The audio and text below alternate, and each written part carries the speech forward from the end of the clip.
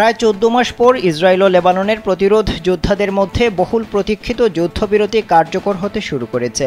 চুক্তি অনুযায়ী আপাতত 60 দিনের জন্য লড়াই বন্ধ থাকবে। তবে এই যুদ্ধবিরতিকে বিজয় হিসেবে উল্লেখ করেছেন লেবাননের স্থানীয় বাসিন্দারা।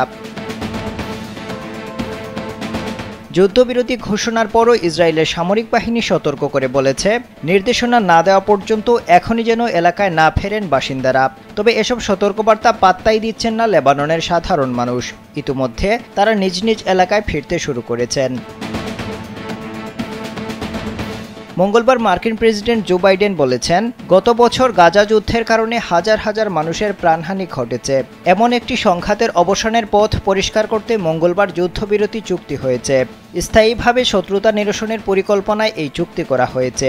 আর নয় সৌন্দর্য নিয়ে চিন্তা, এবার নিজেকে সুন্দর করে তুলুন স্টাইল ম্যানিয়াক্সের সাথে। চুক্তি অনুযায়ী 60 দিনের মধ্যে ধাপে ধাপে সেনা প্রত্যাহার করবে ইসরায়েল। একই সঙ্গে লেবাননের সেনাবাহিনী সীমান্ত অঞ্চলে নিয়ন্ত্রণ প্রতিষ্ঠা করবে।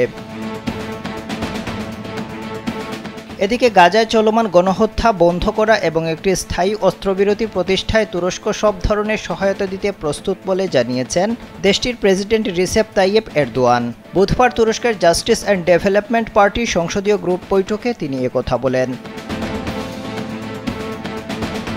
গাজায় 2023 সালের 7 অক্টোবর থেকে সংঘাত শুরু হওয়ার পর এখন পর্যন্ত 44,250 জনের বেশি ফিলিস্তিনি নিহত হয়েছেন। আহত হয়েছেন 1,47,000-এর বেশি মানুষ, যাদের মধ্যে অধিকাংশ নারী ও শিশু। আবদাল হুসাইন, কালবেলা।